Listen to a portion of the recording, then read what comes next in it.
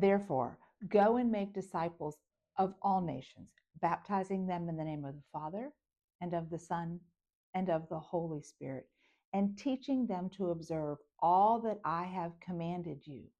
And behold, I am with you always until the end of the age.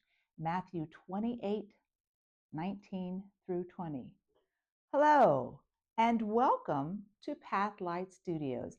I am your host, Carol Hunsberger, and it is with great pleasure that I bring you this first series, which is entitled Unlocking Purpose Through Communication, Faith, and Confidence.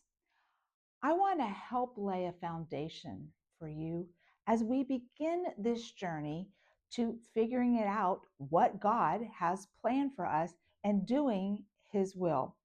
I know that understanding Jesus's great commission to make disciples of all people, to share the good news, and to bring others closer to heaven can be a little overwhelming. But after teaching in the college classroom speech communication for 30 years and leading women's retreats for the past 15 years, I have a good idea of where to begin. It starts with knowing who you are, the talents that God has given you, and the desire to go out and to enact the purpose that He has for your life. To prepare you for this goal, I will be developing 3 different series. This first series is all about gathering those communication skills, understanding that through faith, God has already got this planned and understands what we're going to be doing. But I want to help give you the confidence in that faith to know that God has already planned what you need to do, and He's already given you all those talents and those skills that you're going to need. Think about preparing for a marathon. You decide you love to run and you think you'd like to run in the Boston Marathon one day. Well, the first thing that you would do is you would probably do some research. How do you become a marathon runner? Learn about the shoes, the kind of clothing, the training that you're going to do, the mindset, right, that you need to run that far and for that long. And you probably would want to use a coach. Think of me as your Pathlights coach for the next several episodes so that you can begin to understand how this all works and how others can light your path, but more importantly, how you can light others' paths. We will have coaching sessions and we'll begin to practice in the next series where you'll begin to try on some of these things that you've been wanting to do. And by the third series, you are ready to run the race. We'll start by developing some of our communication skills. And in order to do this, you need to first understand, we need to get on the same page of, well, what is communication exactly? And how can shared meaning, shared understanding fulfill some of our most basic needs? Let's get going. The definition of communication. Communication is a process, so there are steps. It is the process of sending and receiving messages through verbal and nonverbal channels to create meaning. At its base, we are trying to understand where the other is coming from. You're going to need to help other people understand what your purpose is, what God has planned for you, because they need to see where you're coming from. But more importantly, we've got to get them to join you on your journey, because I have an idea that God's purpose for your life, this current seasonal purpose, isn't for you alone. I have an idea He's trying to get you ready to help get yourself and others home to our heavenly kingdom. I'm hoping that during these episodes and series that you have several light bulb moments where you go, oh, that's the way it works. Now I understand why so-and-so didn't understand me, or perhaps I wasn't that clear, or maybe I wasn't even really clear to myself.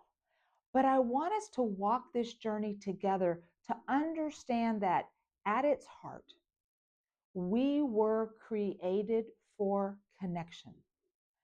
Genesis 1:28 and 2:18 says that we were made in God's image and we were made to connect with one another, to be in relationship, not to walk this planet alone. So God gave us this wonderful ability to speak and to learn from one another and to share our experiences. And in order to do that, we can bring the other along because we have basic human needs that communication fulfills. That first human need is called affinity. Affinity is the need for human contact. We have both a physical need and a psychological need to be touched.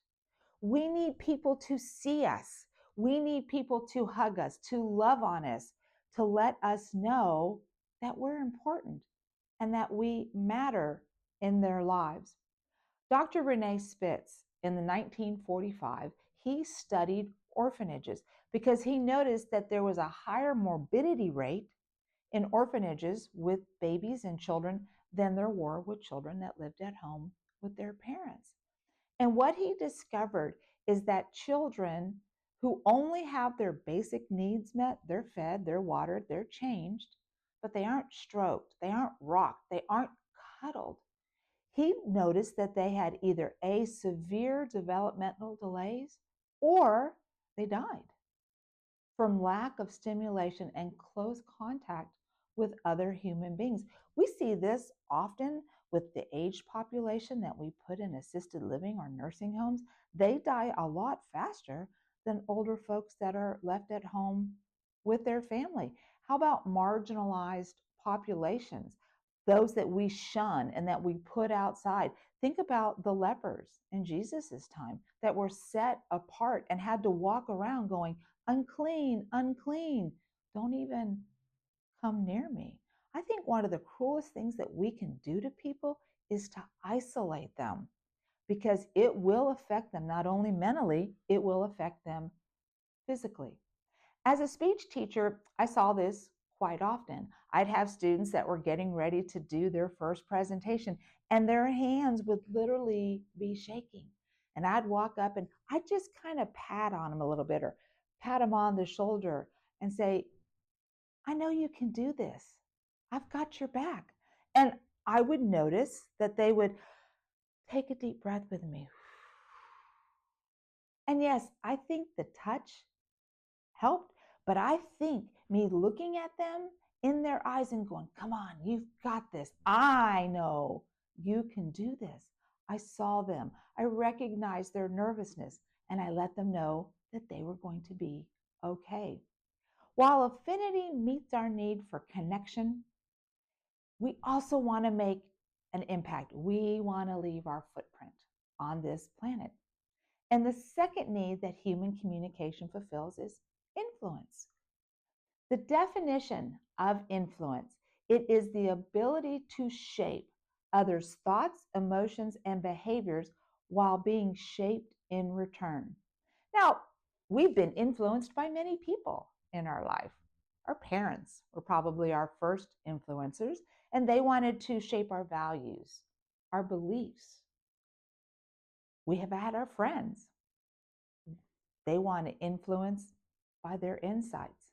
We've had mentors in our life, and these mentors have helped us to make really good decisions. As parents, we want the best for our children, and we want them to achieve all the dreams that they think are possible. I often will tell parents, if you want your children to live dream-filled lives, get out there and chase your own. When children see you as parents have the courage to go after your dreams, to enact God's purpose, it gives them the courage to fulfill their own, even with all the obstacles. I think it's wonderful when children realize their parents are human, that yes, they wanted these different things in their life, and there were challenges that they overcame to make them happen. We know that the Bible contains marvelous influence, right? The prophets, the disciples, the saints, and the greatest influencer of all time, Jesus Christ. Now, they did amazing things. And our footprint on this planet may not be that great. In fact, it may be relatively small. But we need to do as St. Teresa of Calcutta encouraged us to do. We are not called to do great things. No, we're called to do small things with great love. However, we are expected to become what God created us to become. Please don't let fear stop you in your tracks. If I was fearful of people's reactions to these videos and what they were going to do with them and what they were going to say, and if there's going to be a meme made from one of my pictures, I would have stopped a long time ago. But this journey is worth the influence that I may make, even if it's just with one person. Sometimes we will never know. Actually, most times, we're never going to know the influence that we had on other people. Think about the 10 lepers. Only one came back to say thank you. I'd like to tell you a little story about the time I was able to influence a student and I had no idea about the impact that it would make. Every semester, my students have to give a persuasive speech on almost any topic of their choosing. And after their presentation, I ask each student one question that's contrary to what they wanted to talk about. If they're pro-environment, I'm against the environment. If they are pro-prayer in school, I would be against prayer in school. But just to ask them one question so that they could defend their position. And they all knew that their grade for their speech was not determined by the answer that they gave. It was just a really good exercise. So I had this one student, and he wanted to give his persuasive speech to convince the audience that there was no such thing as God, that God was just a myth. And so he came and asked me if that was a good topic. I said, it's an excellent topic. I said, which way do you want to persuade? Which strategy do you want to use? And he said, I would like to use a refutation argument. And in a refutation argument, you tell us your side, you tell us the other side, the con side, and then you refute the con side. He was having trouble coming up with valid arguments for why God existed. So I suggested he check out St. Thomas Aquinas, because St. Thomas Aquinas had those same questions that my student had. I said, it might be a little difficult read, but you're a very smart young man. I know you'll do a great job. The day came for his presentation and he nailed it. He did such a good job on his speech. And so it was time for Carol's question. And so I looked at him and I said, so here's my question. If God does not exist, then what's the point of us being here? And he thought about it and he gave an answer, albeit he even admitted it wasn't his best answer. He got an A on his speech. It was one of my favorite speeches the entire semester. After Christmas break, he came to my office one day and he said, Carol, I've been coming by and trying to catch you. I want to tell you about a Christmas miracle that occurred. I said, well, come on in, have a seat. I'd love to hear it. And so he started telling me about some of the struggles that he had in the fall semester. And he said, right before Christmas, I was sitting on my bed one night with a gun in my lap, and I was contemplating suicide when all of a sudden your voice popped in my head. And I recalled the question that you asked me. If God does not exist, then what is the point of us being here? Miss Carol, I thought about that question all night. Well, the next morning I got in my car and I went to the first church that I found. I walked in those doors. I found the minister. I told him of my struggles, and he told me about God. I now belong to a men's Bible study, and my life has been transformed. I just wanted to stop by and say thank you. He left, and a few minutes later, a colleague comes walking in, and he goes, how blessed are you that a student came back to let you know how influential we can be on their lives.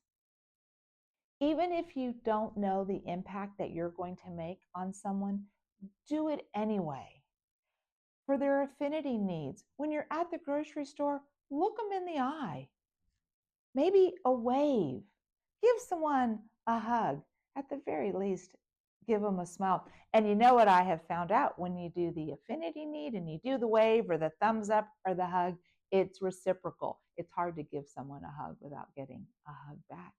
If you feel inspired or nudged to send somebody a card, to make a Facebook post, to just pick up the phone and say hello, but you're not sure how they're going to react, do it anyway. That gift that you send someone might just start a ministry.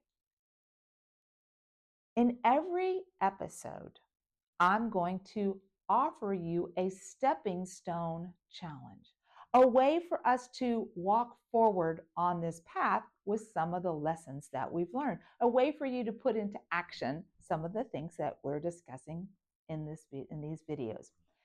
In this episode, Stepping Stone Challenge, I'm going to ask that you call someone and you let them know how they influenced you.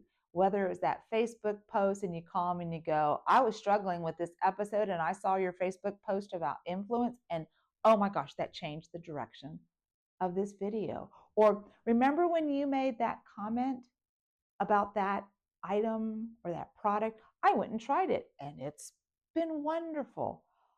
Or remember when you told me I should just go home and hug them and let them know I love them anyway? I went home, I gave them the hug, and things are doing great. So I want you just very quickly, and it's something simple, to let someone know how they influenced you. In every episode where there is a stepping stone challenge, listed in the description box will be a Google Doc link that you can click on and it'll take you right to that challenge. Now, I also have provided in the description box of every episode a PDF of a workbook called the Stepping Stones Workbook that has all of the Stepping Stones challenge, that has all of the overview of each lesson. It'll also have an outline of each lesson. It'll also have reflection questions for you to journal about, and it will have a short bibliography. If I referred to anything in an episode, I want you to be able to go and see where I got the information from. To conclude, as we continue this series, remember that communication is at the heart of our mission to co-create with Christ. We can answer his call to make disciples through connection and influence, one meaningful interaction at a time. Thank you for joining me on this journey, and may you continue to shine your light so brightly that others are drawn to follow. Be the beacon of hope that leads others to their own path, and may God bless you as you step into purpose for your life.